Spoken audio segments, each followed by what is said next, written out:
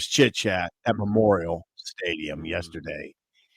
In these get to know you sessions now that Nebraska is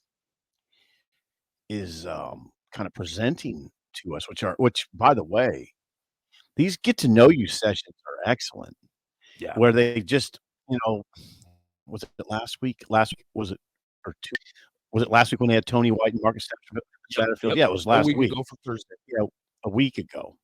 I think it Yeah. was Friday, though. It was It would have been Friday. Thursday.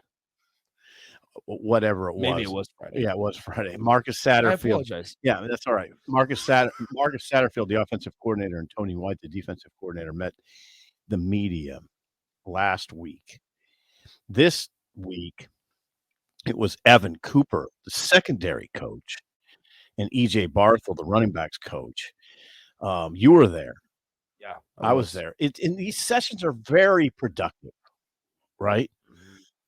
It's just a they just literally it's no big deal. I mean, they have the guys go up to a podium in a press conference setting and address questions. And I just look at it as a get to know you session. In fact, I'm all about this because you know how it is, Nick. People ask you, "What do you think of the staff, Nick?" Mhm. And Sip.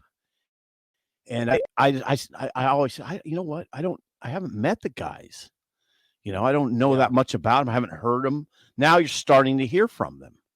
And in okay, so you're starting to learn about the staff and you learn more about Coach Rule. Yeah, quite a bit.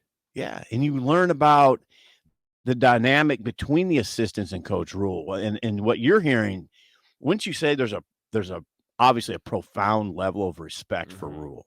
Yeah. And what Rule Oh, go ahead. I would also say confidence. Yeah, yeah. Like with Yeah. the confidence. Evan Cooper said it yesterday that and this part kind of made me sit back and realize a couple things when he was like, Matt Rule isn't go all the time now. He Right. understands He's that patient. he understands that this thing is a process and it's not going to be fixed overnight. Yeah, it was interesting hearing Cooper sort of evaluate his boss. Mm-hmm. He said the thing I've noticed with Matt Rule since our early days together, and I think he was probably referring to Temple, Yeah. um, is that he's more patient. That it's not he doesn't expect everything just to happen, especially when necessarily right away. Not that they're easing into this. Not that they're easing into this expecting to struggle mightily out of the gate. It's not, and that's another thing. I mean, I think we just talk about both of them right now, the way we're doing this. Yeah. I don't know about you, but the impression I get from listening to both Tony White, the defensive coordinator, and Evan Cooper, the secondary coaches, they're both impressed with the defense last year. Yeah. Um, they're both they keep both of them said the same thing. They play hard. They play hard. Now, they didn't lavish praise on the talent, although you heard Cooper say what? Cooper said, Couple "Man, NFL DBs on this team. yeah, he did." He said got a couple couple NFL DBs. Mm-hmm. Now I know one he's talking about is Quentin Newsom. I don't know who the Yeah. other would be. We heard Travis Fisher say that about Quentin Newsom as well. Yeah, Quentin Newsom I think he's going to get drafted. But then what else did Cooper say? He goes, I'm not used to being somewhere where we're so big. Yeah. He goes, we have big linemen, and there are big guys, long. There's length in the secondary. Think about if you were a coach and you walked in for the first time to your room, your safeties room, your corner, your secondary room, and saw Miles Farmer. What would you think? Pretty long. Man, I mean, well, that's a safety. Lengthy. That's a safety. Yeah. Barthel, on the other hand, walks into a situation where he said he never had to consider the transfer portal. That was so fascinating to me. In this day of college football, that part was fascinating to me, Sip, because in this era, every single position is obviously under extreme evaluation to where, and now in today's day and age of college football and how the game is played and how the offseason is worked through, is everybody's always looking to get better. Understandably so, But it's, this guy from Texas A&M who was a 5-star just entered the portal. Okay. This guy from Roast Beef State was a 5-star, just entered the portal. Roast beef, that sounds good. Wherever it is, Yeah. whatever college, insert college name here, insert name here, insert recruiting ranking here.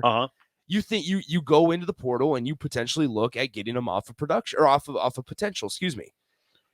Very rarely do you guys, I mean, when you see skill positions, very rarely it's a Jordan Addison type where it's a productive guy making a move from whatever college to another college.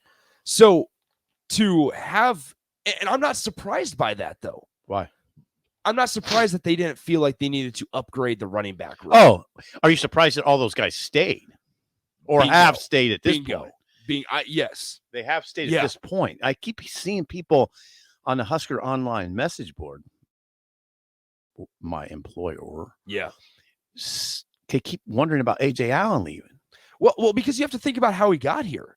A.J. Allen's not here at all without Brian Applewhite. Right. And frankly, think about a guy like Ramir Johnson. Not to speculate and things like that, but you look at guys' situations and their entirety of their career.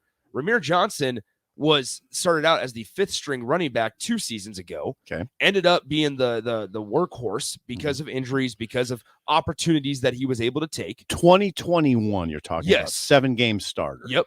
Led the running back room in rushing. Yeah, 500 and some rushing yards. Thank you. Excuse me. Yeah. So 459 rushing yards.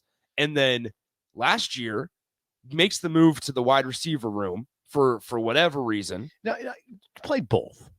He played both. Remember, he played running back. He was late in the season, but you have to remember the beginning part of the season. Played both.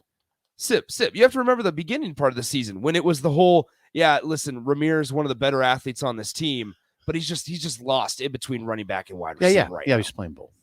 He was playing both. That's what I'm saying. But he was not on the field. No, he wasn't playing. No, he was not playing until late in the season. Right. When Mickey Joseph. No, I know I wasn't. There was no dispute there. I was just. I understand. Yeah, he played. He didn't move to the wide receiver room full go though. I don't know what your thought was in the Iowa game up in the press box, but I sat up there in the press box and I thought, did Ramir Johnson just carry that football? Yeah. What has happened? He did. Yeah.